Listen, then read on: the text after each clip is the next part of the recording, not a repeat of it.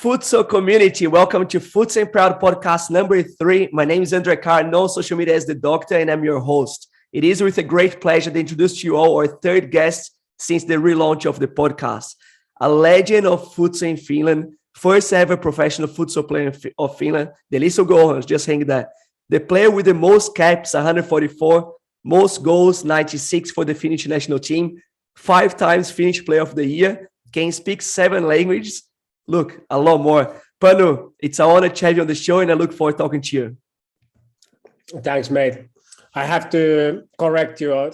It's 149 caps now and 101 goals. So, 149. Look, apologies. The updated statistics now. I tried to update it myself. I tried to go back and check it, but look, you're this time, man. You know your career better than me. Yeah. It's not easy to keep it updated. There was some misunderstandings on the way in the FA as well. I actually scored my goal number 102 times for the national team. Whoa, so 140. Make a recount after I scored the 100, and then it was 2 goals too much in the stats in the beginning. So fair enough. Story, that one. But look, 149 caps and 102 goals. So that's a lot. That's many years playing. Yeah. 101. That's a lot. Many years playing for the national team, isn't it? Yeah. But the thing, honestly, lots of your numbers impressed me a lot when I was studying about you. But 7 languages you can speak. So we could just keep on changing to Portuguese and Spanish. They're the only 2 that I speak in common with you. Yeah, well, maybe my Portuguese is more like Portuñol, but yeah, it would be very hard to differentiate. I played in Spain. I learned Spanish there, and in Russia I learned some Russian. And in Finland, you also study languages in the school, so I learned Swedish and French in school. And especially in the early days, in the early 2000s, it was very important to speak Portuguese and Spanish to learn about futsal, wasn't it? Yeah, definitely. And I think the opportunity for me to play in Spain, it helped me a lot in the first hand that I knew some Spanish before I went there. So it was easier for me to communicate and look for information about futsal in general, because, there were not English websites or books. Yeah. And I should mention before too that you're a book writer. So you wrote the only book of futsal in Finland. What was the book about? It's called Futsalista. It's about futsal.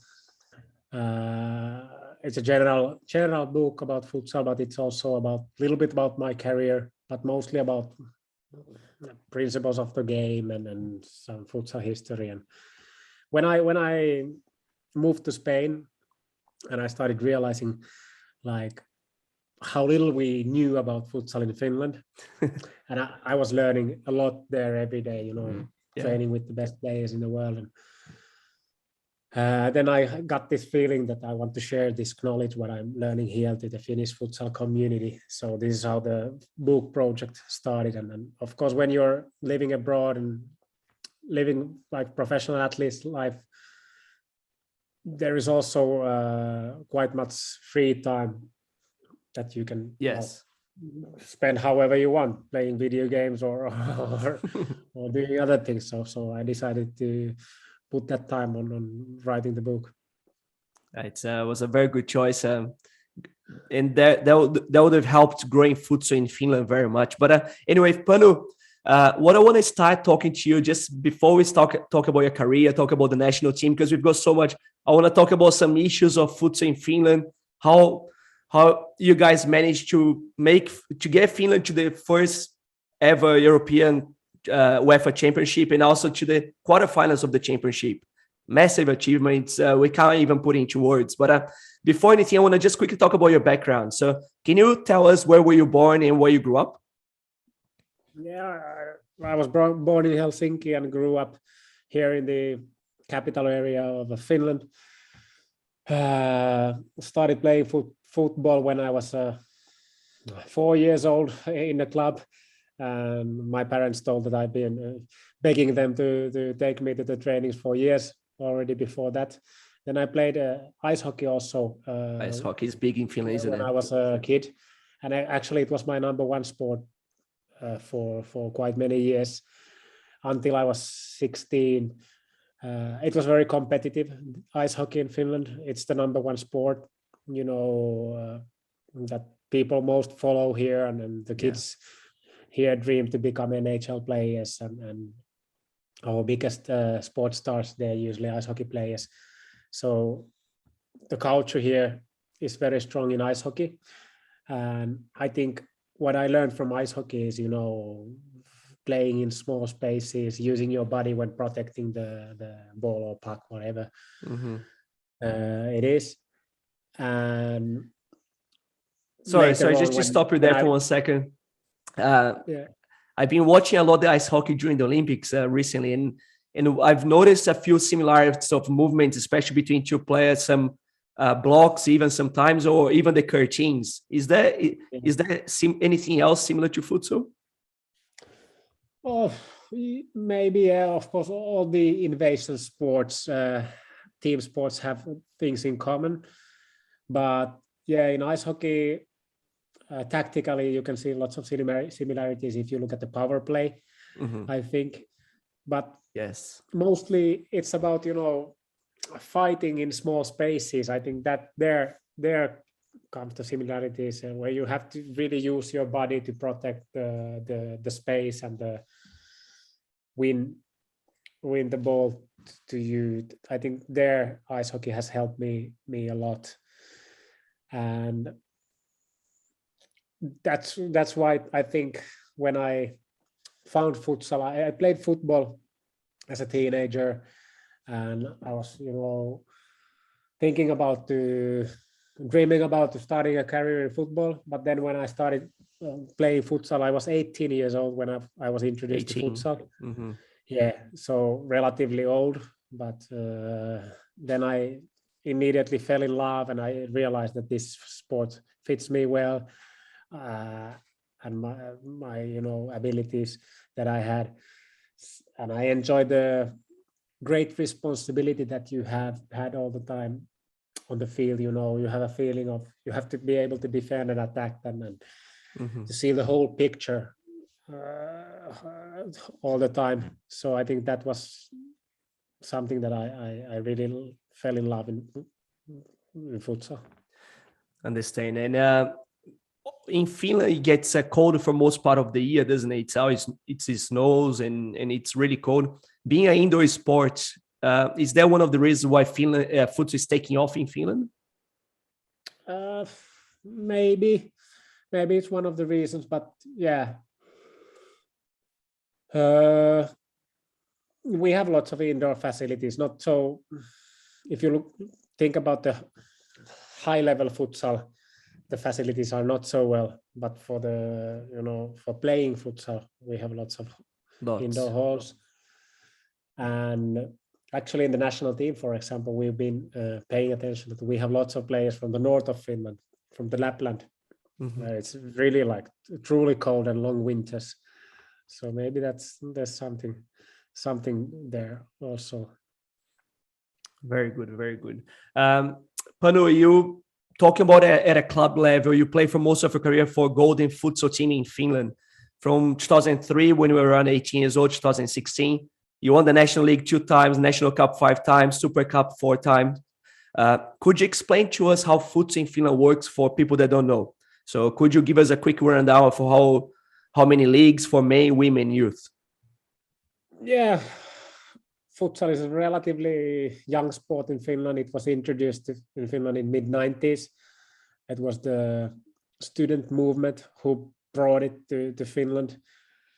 The league started in 97 and 98. Immediately the national team was founded. And it has been growing a lot during the past, let's say 10, 15 years. When I started playing futsal in Futsal League 2003, most of the players still were playing football and futsal both.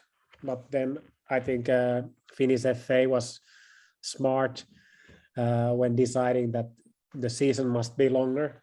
so we were not able to play anymore both football and futsal. So of course it was painful in the beginning. You lose lots of good players, but it was very decisive and good for the sport. At the moment, I think we have a good boom in futsal in Finland in all levels. Women's national team and men's national team, we have been both in top 8 in the last 2 major competitions. Like we were in the World Cup qualifications, we were in top 8 in Europe, and now in the Euros. Also, women's national team had made it to top 8. Unfortunately, the Euro final tournament for women is only for 4 teams. The thing that I cannot understand how it's possible, and they don't have a World Cup at all, which is, I think, unacceptable for our sport. But the Finnish futsal is growing a lot, and I think that thanks to the coaching education system that Mitcho Martic has been launching here and running for the past years. I think the futsal knowledge, the understanding of the game is growing quite rapidly as well. So we start to have quite many coaches who are educated and passionate about the game. So that's also very important. The youth level futsal is something that needs to be, developed.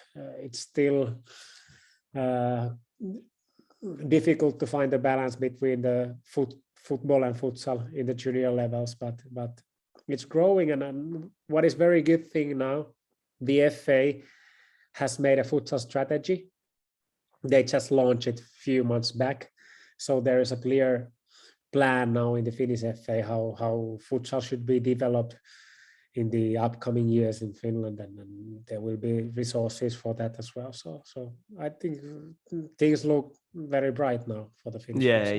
I listen to you and I get excited. But there's a couple of videos about futsal in Finland that when I watched, I got goosebumps. It's so emotional, and I can feel that, or the feeling I got is that you guys are all working together towards the same goal. You guys are all working together towards the same goal. But what about this playing of FA for futsal? What are the goals for futsal? If you could mention a few. Sorry, could you repeat? You mentioned about this playing, this strategy of FAs for futsal. They have a playing for futsal. If you could explain to us what's their strategy for futsal. The futsal strategy, there are a few key points there. First of all, the vision is that futsal for everyone. So it should be, for everyone possible to play futsal or watch futsal in Finland. The main development areas at the moment are that that should be more junior level futsal coaching, like organized futsal activity for the juniors who want to. If you want to, like, you're like 10 years and you want to decide that you want to play futsal, there should be like good level leagues and coaching, so much times a week, and the calendar must be so well planned that players can really take futsal as their number one sport. So this is one thing what we want to develop. Finland wants to be a country of where national teams are making results and where futsal is popular sport. That's basically the vision. Do you think that the role of FAs in developing futsal in Finland has been one of the most important things to develop futsal? Well, yes, FA has been supporting the futsal development now pretty well. And I think the key factor has been that they've been recruiting good people to coach the national team, to run the education system. But even more important than the FA has been that we have a very passionate futsal community. We are joking that we have these futsal nerds here. who love futsal so much that they don't, care about that there's not so much money or fame or anything like that, but we just love the game so much that we are ready to train like professionals and work like professionals, even though the futsal is not maybe full-time professional job for many for us. Mm-hmm. So I think this has been the key factor for our growth. Oh, you guys are leaving a legacy in Finland, that's for sure. So especially yourself, you worked so hard over the last few years. What are some of the things that you guys can improve in futsal in Finland? So the clubs and players, organization, what are some of the things that you guys can improve more? Yeah, of course, you can improve in all the levels. And if we think about the futsal culture in Finland, it's still, very light. We had a huge boom now, thanks to the Euros. But, when I was living in Spain, there you can see kids playing in the schoolyard every day, walking into school like with their Finnish futsal shoes, ready to play anytime. So I would love to see the development of more street games and this kind of like free game activities growing in Finland, like grassroots level futsal culture. Yeah. Is futsal at schools in Finland, or do you have school tournaments of futsal? Yes, and they had now one like big nationwide competition at the same time with the Euro. So we are trying to bring it to schools, but it could be more. Yeah. Well, all right. Just in 2017, I got to go to Finland to play in the elite round of the UEFA Cup with a club called Jam from Germany. We drew 2-0 with Siev Futsal. It was a tough match. They were very organized defensively. What's the style of game in Finland? So how do the clubs usually play? If they have something that the Finnish club, the way they play. Yeah, of course. Not all the clubs play the same way. It's obvious, but the influence of Mitchell Martins as the head coach of the national team, as the main coaching educator, has been huge. And many teams in Finnish league have the same ideology that we have in the national team, that they like pressing hard, high up. And I think this has been very good thing and important thing for the player development, that you don't have much time and space in the Finnish league games, because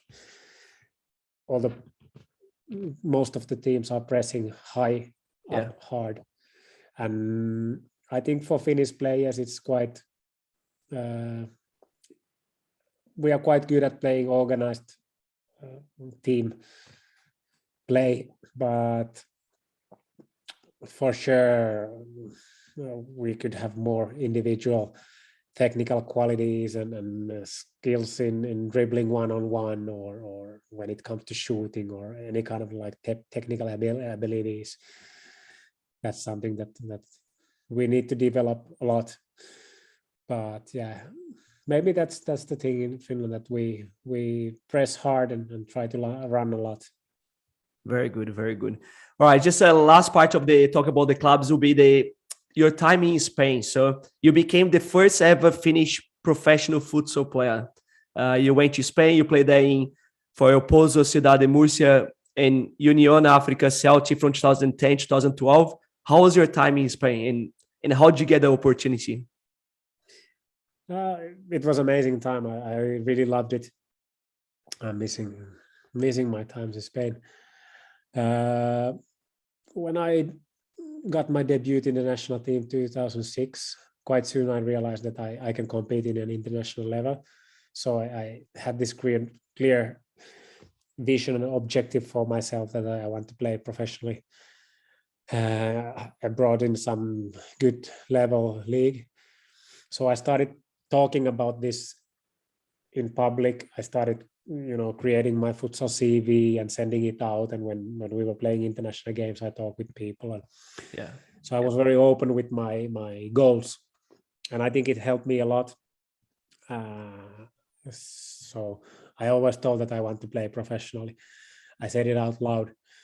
And it was one guy here in Finland who was from Murcia, friend of a friend, who heard the story that I was saying it out loud, and then he promised to help me and sent my CV to El Pozo, and they invited me for a tryout. I was there training for 2 weeks. I paid my flight tickets myself and then went there to train, and I did well. So they wanted to sign me, and I had a chance to play in the second team of El Pozo, but I was training with the first team every week, and that time it was amazing. There were 2008 in the World Cup final. I think there were 8 players who played in El Pozo that time. There were Kike and Vinicius, both captains of Brazil and Spain. Yeah. Alvaro, Siso, Wilde, Juanjo. That was the gold days from El Pozo as well. Yeah, so many amazing players. Later on, Dani Salgado, also Mauricio Esquerdinia, like incredible players. So many good players there. So I really got to learn from the best. And even in the reserve team, where I played in the second team, there were players like Alex and Bebe, Raul, Juanpi, players who later made it to the national team, who are like top players now in the Spanish league. So really like a best place you can imagine that you could study futsal and develop as a player. Yeah, it's like a dream to hear playing for El Pozo that period of time that you say that the first team was with the old national players, and the second team they were the current national players. And for El Pozo, probably one of the most traditional clubs in the world too. If you are from countries like Finland, Australia, and countries not traditional from futsal, is going overseas the best way to learn about the game or the quickest way? Yeah, I think you have to be, open-minded, travel, see the game in different countries. Of course, nowadays it's easy to watch videos. The games are streamed online so much that you can also watch the games. But yeah, I think you need international experience to develop the game and then bring players, coaches to Finland, but also so that the players and coaches go abroad. And I think this has been key for the development for us at least. Well, when you play futsal, when you coach, you're always learning. So you feel that you never stop learning about the game. But can you remember the first few things they learned when you went to Spain? So a few strategies, a few movements, a few things that made it clear. You made it clear in your mind that that's how you should play futsal. Yeah, maybe it was the first thing was that in the defense you have to press the ball more. That was something that we were, sitting back in Finland. Yeah. We were not used to pressing the ball and being aggressive on defense. That was like in defense, and also the idea of cutting the passing lines from side to side as a pivot or opposite wing coverings and these kind of things. They were all new concepts for me. For example, opposite wing covering was like, it's really like ABC of futsal, but we didn't have that concept in Finland. So it was very basic. Also in attacking phase, so many things, but learning from the basics, how do you attack the ball with the sole of the foot so that you really attack it, and then either you push it forward and then make step forward, this kind of technical basic things. It was like really learning from the basics, even though I knew to play, I knew to compete, but my futsal knowledge was not a very high level when I arrived there. But I think the good thing was that I was, really willing to learn a lot and able to learn quite fast. Mm-hmm. Would you say that the older you get, the better you become in futsal? You're like a wine. Yeah, maybe futsal is a decision-making game, and it's for the experienced players for sure. But also the game is changing now, and it's becoming more and more physical, and so the physical demands are quite high. So, but yeah, for sure, you can play futsal in a high level until you're 40 if you keep it fit. Very good. Panu, for people like from countries like Finland, Australia, England, USA, these young boys that they are very committed to futsal, they're good players in their countries, but they want to go overseas. They want to go abroad, as you say.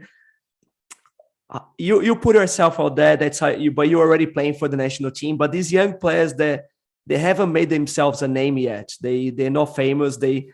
How can they go to a country like Spain or Italy, Russia, Brazil, and get signed by a club? What would be your advice to them? Man, you really have to work hard and be competitive. I think that's the key thing. If you are so competitive that you are, willing to win every training session, every game in the training session, and you're ready to work hard for that and show that in every opportunity you get, then myself, like I told, I was very eager to go, and I was open about, I was speaking about my objectives out loud. Mm-hmm. And it helped me at least. And I was, of course, I was sacrificing myself. I paid my flight tickets. I was ready to go there, and just to get this opportunity. It's not easy. You need to have contacts. You need to have you need to have some CV to get those chances. But to get that CV, you have to prove the people around you in every training session, in every game, that you are good and you deserve it. So Yeah, it's about hard work and passion. Hard work, passion, taking some risks. So young kids listening to this guy here. In 2013-14, you moved to Russia to play in the famous Russian Super League. How was your time in Russia? It was good times. Of course, also challenging times. It's how to say, I was quite close to home because St. Petersburg is only 400 kilometers from Helsinki, but the cultural difference is quite big comparing to Finland. The Russian way of the coaching methodology and the way to lead there is different. The league was very good level. I liked the games. They were physical. They were longer than elsewhere, 2 times 25 minutes. So that made a difference as well. Tactically, it was quite strict, at least in our club. So we had very clear rules and basic principles for the game. And players didn't have that much freedom to, do something else on the field. So it was a little bit difficult for me in the beginning, but I was adapting, and I was happy that I was able to compete there. So very good experience. I had an injury in maybe February, so I wasn't able to play the season until the end. But anyways, I learned a lot during that year, and it was only one season. So I wouldn't say that I'm missing back to Russia, but definitely I'm super happy that I had the experience. What's your opinion on game styles? A game more free that you give more the freedom for the players to make decisions based on some concepts, or do you like more the game that it's based on the rules, as you say, that you have to follow the rules and be a bit more strict on that in that regards? Players must have certain level of freedom in the game, so that you feel free, you feel that you are yourself. But of course, it's a team sport where you need coordination and clear concepts, clear ideas, and for sure it will help. Also, I think for the coaches it's important to create this psychologically safe environment where players are not afraid of the mistakes. So this is when you can feel free on the field, that you are ready to risk and ready to, show things that you want to do on the field. It's about all decision making all the time. So you need to feel free to make the decisions there on the field. So I like well organized play. Yes. So that there are clear ideas, but every situation is different. So it's not possible to make rules that are always right. You've got you mentioned that the games were 25 minutes then, and also what were some of the other difference comparing to Spain? So you say that you like the 25 minutes. Do you think that 25 minutes should be the actual game of the time of futsal? Yeah, I'm not sure about that. Maybe the game demand, the game has become so physical during the past few years that 20 minutes should be enough as well. But about the differences at that time, at least most of the teams were playing zonal defense in Russia. I think that was a tactical one thing that was a little bit different to what I've experienced in other countries. And yeah, I don't know. The level of the game is there very high, and also that almost all the clubs had one or two Brazilians or even more. Yeah. And then the Russians. So it was like the Brazilians were playing in their way, and then the Russian also very, very much, many high level players, but it is different school of playing. Mm-hmm. With futsal, there is every day there's more players from different parts of the world living somewhere else. So you get Brazilians everywhere. Now you're starting to see more Argentinians. Spanish players are starting now to go to Russia to play. Are Russians welcoming to these international players? How do they treat the international players? I think it's anywhere the same thing, that if you come to a new country as a foreign player, you need to prove that you deserve the place in the team. You need to earn the respect from your teammates. And as a foreigner, it might be a little bit harder than for the domestic players. So anywhere you go, you as a player, you need to earn the respect as a player and as a person in a dressing room in a club. So in Russia, the same thing. And of course, it's not easy, it's professional, top level sport, what I was doing there. So it's very competitive, and you're also competing for the place in the team to play and so forth. So it's competitive, but once you earn the respect, I think it's quite honest as well. And were there a certain number of spots for international players in the league? So how many players international could you have per game? At least that time it was three, but I'm not sure if it's still the same there. Do you know how many players you're allowed to have in Finland, international players per club?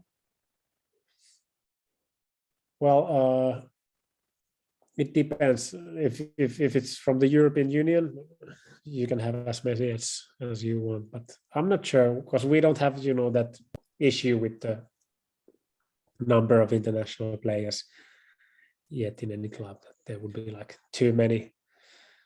No, I understand. But the point I want to get to is all these international players like yourself, when you go somewhere outside of Finland, you compete with the international players. So you're going to compete a spot with the Brazilians, Argentinians, the players that come from Spanish players.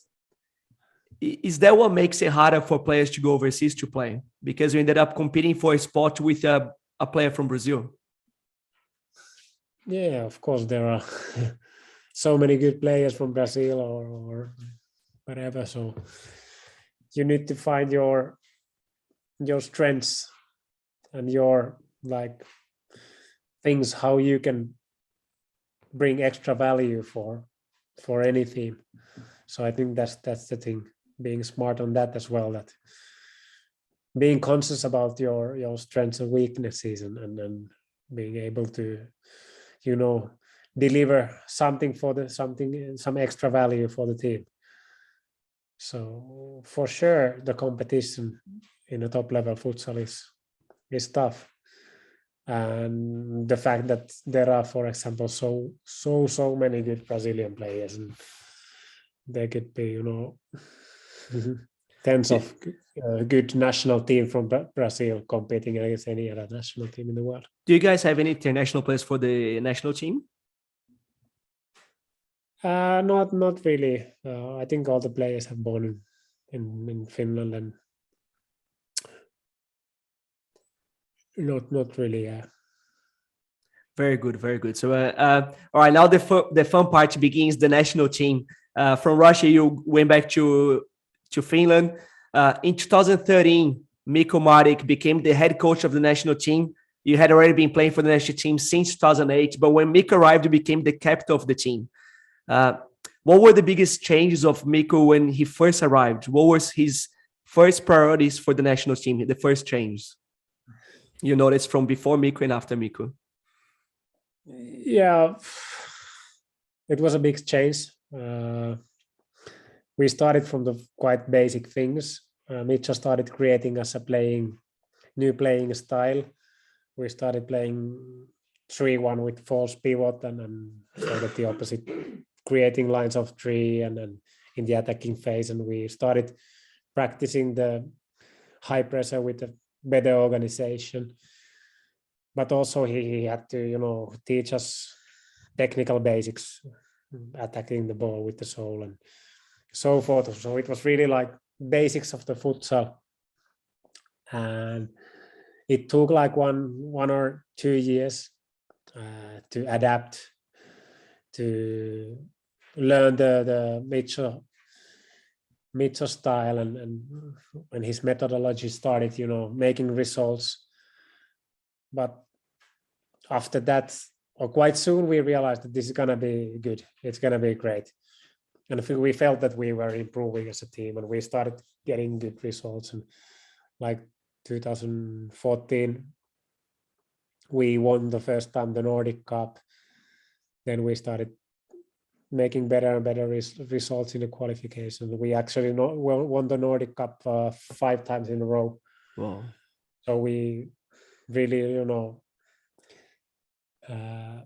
made something like we felt that every time we played against the same teams from the Nordics, for example, we felt that we were actually even better than we were the last time when we played against them. Mm-hmm. So the development was constant, and Mitch was able to bring always, new tactical small details to the game. And I think he's a great coach also because he follows the trends of the top level futsal really, really well. He has a good eye on the game, and he was able to teach us always something new. I found it just amazing that it's you guys trust each other. He put a project, a plan in place, and it worked.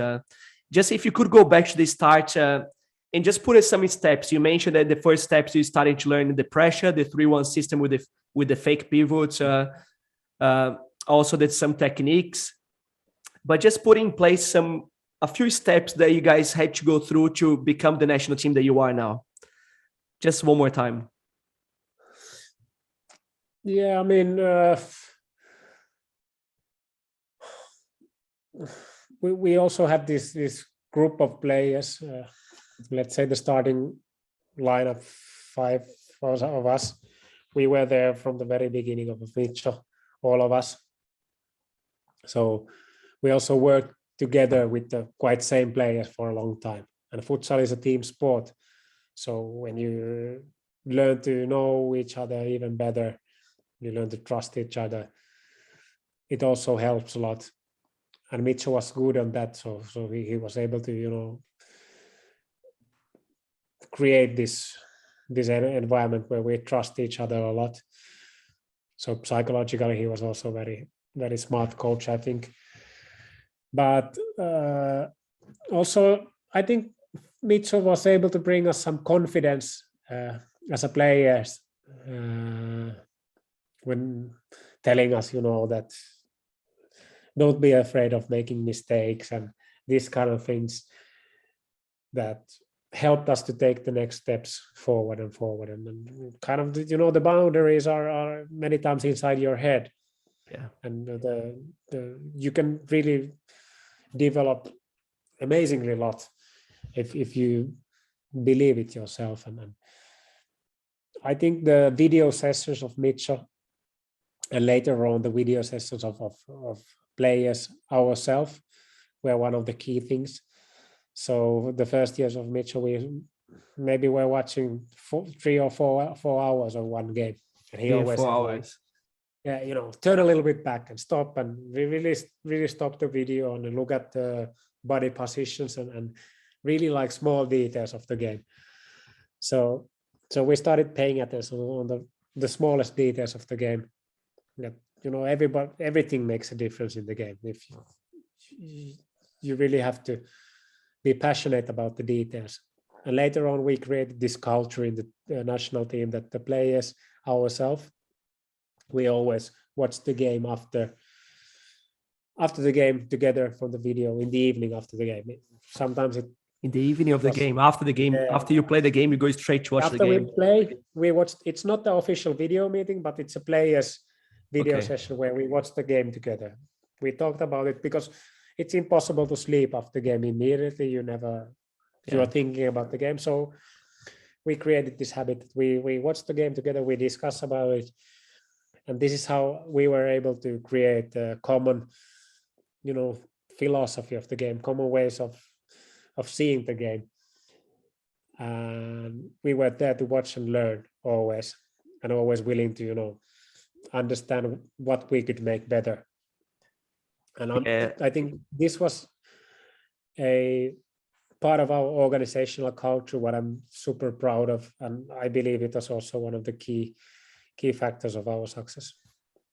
Taking my hat off to you guys, because a lot of the things you said, it as a captain, you should be really proud, because I'm sure it was not just Miko, it was you too, encouraging this culture inside of the team. A lot of the things you said are very hard to happen. So getting players to watch video analysis for longer than 1 hour, it's really hard, So you guys are watching for 2-3 hours. So we can see that you guys wanted to improve. You wanted to improve every day. Now you guys qualified for the first ever Euros, and you also made the quarterfinals of the Euros recently. It's a huge achievement. We can't even put into words. But what was the moment that you felt the futsal in Finland had taken off? What was the moment that you thought, look, I think we can be in the quarterfinals of a Euro Championship one day? Yeah, maybe it was all the time we knew that we were improving and we can do even better, and we felt it all the time with Mitchell. But I think 2 years ago when we played the World Cup qualifiers, and we made it to the elite round. First from the main round when we won Poland in Poland, and then Georgia in the last game, and then we sealed Georgia full of these Brazilian stars, and we sealed the place in the elite round. And then when we in the elite round played in Portugal against Italy, Portugal, we draw against both of them. We were very close to beat Portugal. We were winning 2-0 against them. Then they draw in the end. And, they made it until the world champions in that competition. And then we, in the last game, in that elite round, we won Belarus and made it to the playoff phase. So I think that was a key thing with the national team. Then when the tickets started selling to the playoff match against Serbia, we sold out the hall in like 2 hours, but we were never able to play the game in front of our home crowd because of the COVID. So that's one thing what was a little bit shame, because we were never able to, play in front of the full house in our home these most decisive games. It was in the World Cup qualification, the decisive game, and also in the Euros. In the qualification, we had to play all the games for the empty halls. So the potential has been all the time there. And now in the Euros, when all the qualification games already were in the national television broadcasted, and especially the final tournament, the attention from the general public has been amazing. And past 2 weeks I've been walking around anywhere, people are coming to talk about the tournament, and so it's been quite nice, not because I love the attention, but because I'm happy that futsal gets the attention. As futsal players, any attention we get proud, because we're not famous soccer players. In the qualifiers of the Euros, you guys had a good qualifiers. You had a Belgium, Italy, and Montenegro in the group, in the last phase of the group. You drew with Belgium 3-0. You lost to Italy 4-7, then 2-4 to Italy. Beat Montenegro 6-1, 2-1 against Montenegro, and then a grand final against Belgium 3-2. Basically, a grand final against Belgium. The winner would finish second in the group and would go to the Euros. That game was a key game for Finnish history, futsal in Finland's history. What was the feeling of that game, and also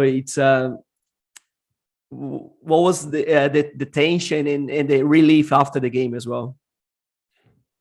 Well, it was a huge game for sure, but we had this very similar kind of experience against Serbia only half a year before, the decisive game for the World Cup qualifiers. I didn't want to mention that one because I know what happened. Yeah, but I'm going back there because you need these experiences to grow, to be able to, win. So we played in the same hall, and we had the experience already. It was only half a year before. So I think that gave us energy, and I felt very calm before the game. And actually, when I was sleeping a nap before the game against Belgium, I was dreaming about scoring to empty net when defending against power play, and then that happened in the game. I got the free ball there, and then I realized, okay, now it's the moment, and was able to score. And that was, of course, an amazing feeling. And it felt so deserved also, because we were working very hard and very smart and well for so many years. So we knew that we kind of deserved it, that we were good enough to be there. And we just, we were so happy to make it and prove it to everybody that, and also for Mitso, we wanted for him to have the glory because he had made so great job with us. So of course, amazing feeling, and even better feeling to play in the Euro. Yeah, it's amazing how futsal punishes you, but it's straight after gives you another chance to to just do one time better. So 6 months early, you guys lost, and then you guys got to go to the qualifiers to go to the Euros. In the Euros, you had Kazakhstan, Slovenia, and Italy in your group. So a really hard group, really strong group. Some people say that it was the group of the death for you guys. Going into the Euros, and I've watched a documentary saying that you guys believe you could go all the way. But what was your mentality going into that group? Yeah, we of course we knew that it's a tough group, and we saw that if you look at the rankings, for example, it was the toughest group in the Euros. But we were fighting to play in the Euros and dreaming to play there against the toughest team. So we were happy to face, tough teams there. And it was like why we were there. And we know that in the first game against Italy, we have to make a result. And our objective was to that we were alive before the last game against Slovenia. And the game against Kazakhstan, we could have made better. We were winning that game 2-1. So it was a bit disappointment for us that it ended with so rush result. But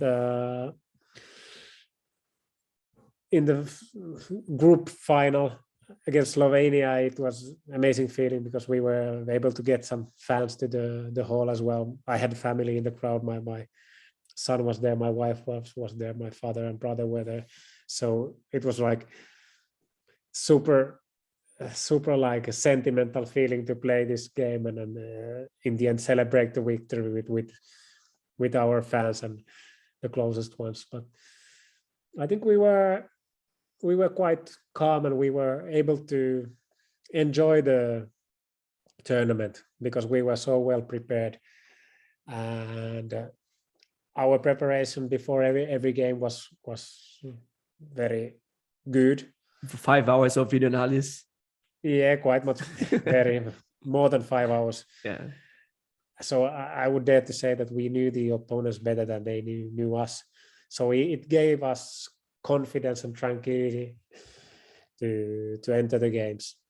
That's super important in futsal, isn't it? Because in the qualifiers for the Euros, you guys lost twice to Italy, so 4-7, 2-4, and you knew that you're going to play Italy first. Going to that game is you had a special play, of course, to play against Italy, but did Miko organize the video analysis so well that you guys knew exactly what to do against Italy? Yeah, we watched a lot Italy because we prepared, for so long time for that game. So there were not much surprises. I don't know. It was. We played against Italy also in Croatia in Futsal Week in Portugal in the autumn. Yeah, in the preseason. So we really had faced them 3 times in 2021. We knew that we could fight against them. We know always that when Finland is playing against any team, we can be an opponent that is not nice to play against. That we run more than the opponents, we press hard, we make their life difficult with the ball. And because we run more than the opponents, we use all the players. Normally in the end of the game, we are strong. So that also was something that was giving us confidence. And okay, Italy was drawing in the end, only a little bit more than 1 minute before the end, but draw was anyways a good result for us. Yeah, for sure. And then you guys qualified to the quarter. You made it through to the quarterfinals, and you had to face Portugal. Portugal, the current World Cup champion and the current European champion. You lost only 2-3 in that game, but you had an amazing game. So really, you gave it to Portugal right at the end. You scored a goal yourself.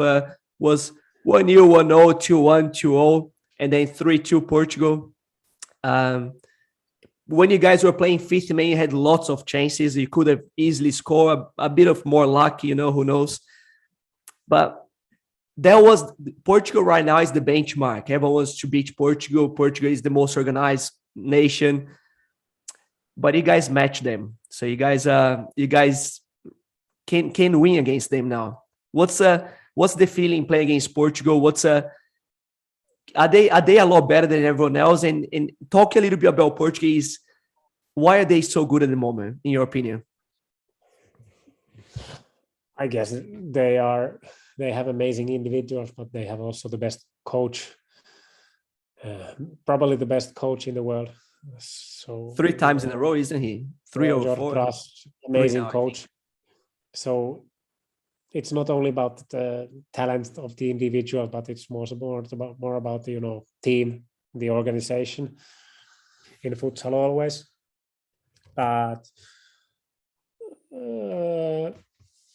I think there are many national teams who can challenge Portugal with a good organization. And we played against Portugal, like I told, 2 years before in their home, and in that game they had Ricardinho and Cardinal, and they were playing their home, and we draw in that game 2-2, and we were winning 2-0.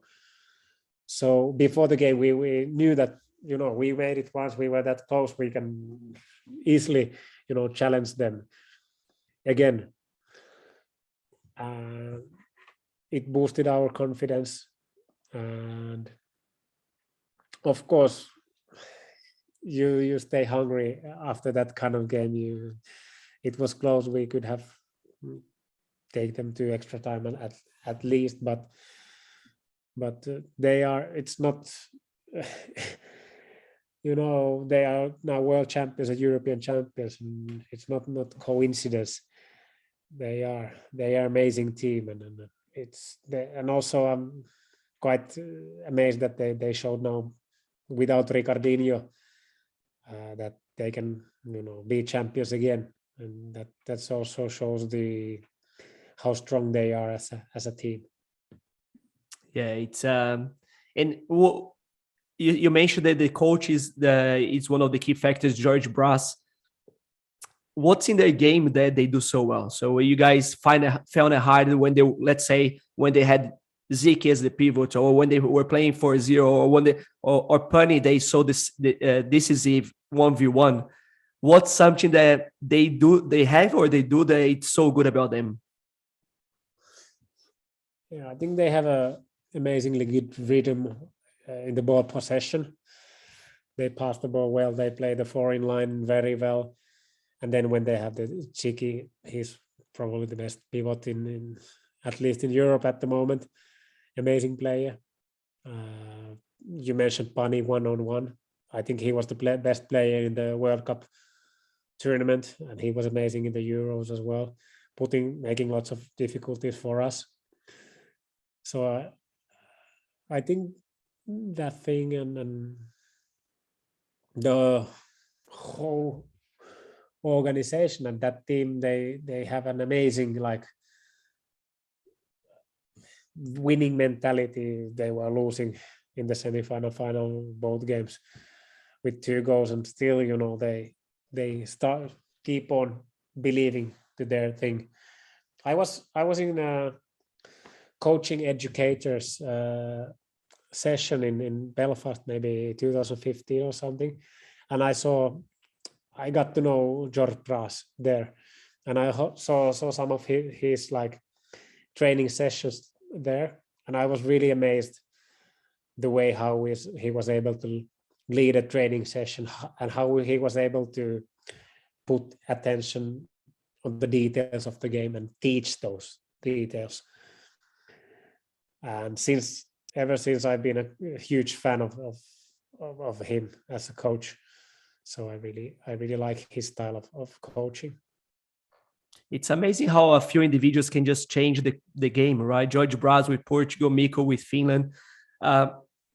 Let's just talk about Penny for 1 second. When you play against a player that is so good 1v1 like him, and he can go down the line, he can go to the center, he's got left, he's got right. When you play against some of those players, sometimes you have to close a bit more the line to stop. In his case, he goes both ways, and he's so powerful as well. you can have the cover, but like in the first goal, he took down the line and he cut it back to the top of the G. So he kind of leave you without options how to stop him, right? Looking back, I know that you have a coaching mentality now and you're always analyzing your game. What's the best way to stop Pani? Yeah, I was happy to play against Pani, against Merlin, also Hosian from Slovenia. I think the best one-on-one players probably in the whole Europe in that same tournament. So I think the most important thing is that you have to try to press those guys before they can prepare their body for the one-on-one. Don't let them face you.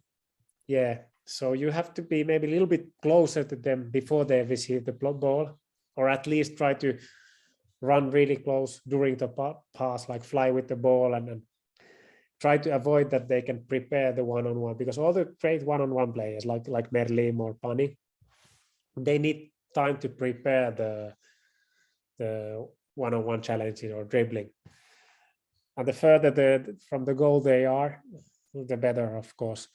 So we also try to exhaust them by high pressure before, so that they are not fresh when they receive the ball and start dribbling. So this is also important.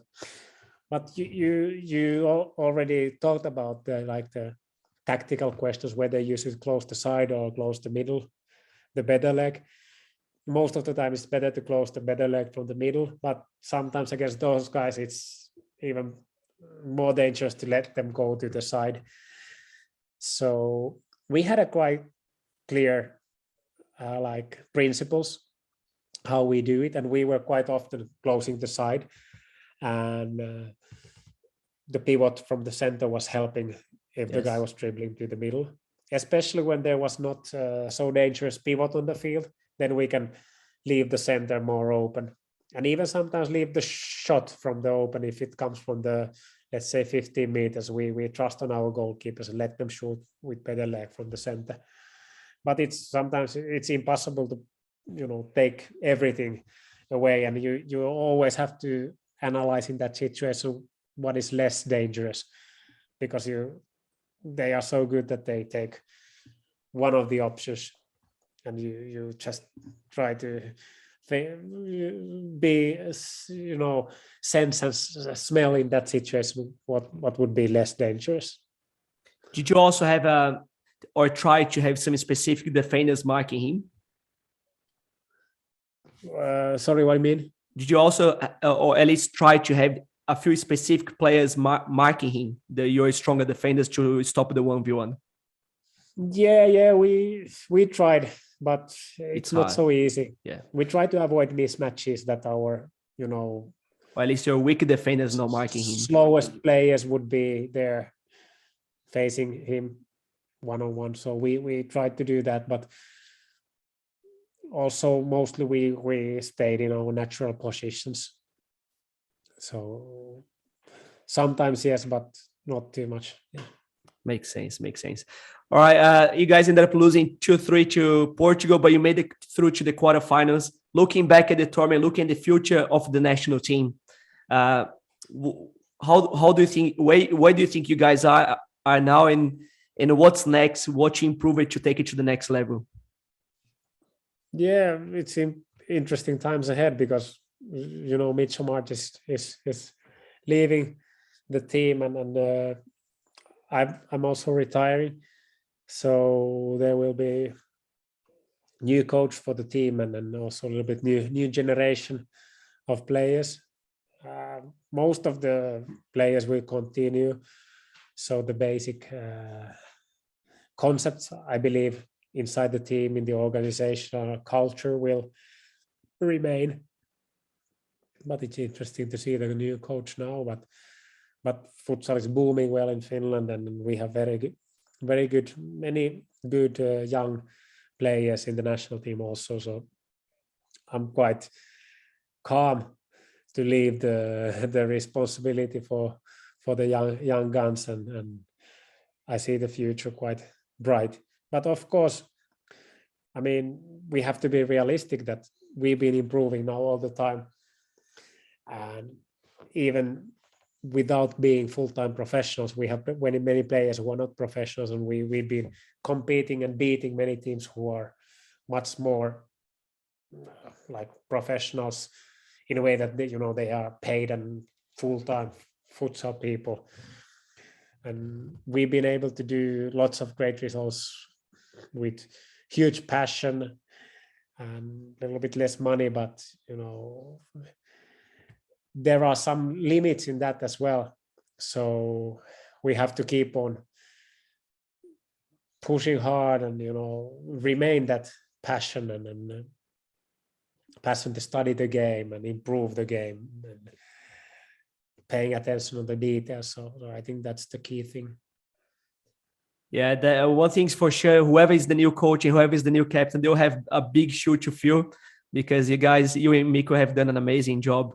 Will you still be involved in futsal in Finland? So you've been at your club for so long, Golden futsal team, or you take a step away from futsal at the moment? Yeah, the season continues now, so I keep on playing. I just, before this session, I just came from the training, so I will for sure play this season until the end. Then after that, let's see.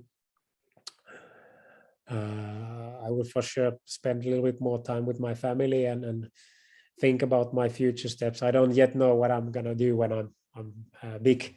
So let's see what the future brings. But for sure, I will. My passion for futsal is still huge, and I want to help Finnish futsal or international futsal to grow. So let's see what will be the role. I'm not sure yet, what would be the like my thing. I like coaching a lot, but I also like many other things around the game. So let's see what it's gonna be. When you say all the things about the game, do you mean organizing behind the scenes, or organizing competitions, anything else? Yeah, many times kind of things. I've been working with the football besides my playing career for quite long already. I work in the Football Players Association. So I know the football family quite well in Finland. So let's see what kind of role I will have in the future. But for sure, the passion for the game is still there. Panu, I love the smell of the dressing room. I love the smell of the dressing room. All right, Panu, people like you, you're a legend of the game. You're inspiration for so many people, inspiration for myself as well. So first of all, I want to thank you for coming on the show, and I want to congratulate you on your amazing career. It's been a pleasure talking to you, getting to know you, and we could discuss so much about futsal. You're so passionate, and I have that in common with you. Thank you. It was truly a pleasure to chat about these issues, and really love to share these futsal stories and emotions. It's been amazing. Panu, thank you again so much. Guys, that's a wrap for the podcast. I'm sure Panu is going to be back one day soon. I'm going to be talking a lot more about his futures endeavors. But thanks everyone for listening to our Futsal Proud podcast number 3. Our next one will be in 1 month. And until then, you can listen to my own weekly Caro Futsal podcast. Panu, thank you, and see you guys soon.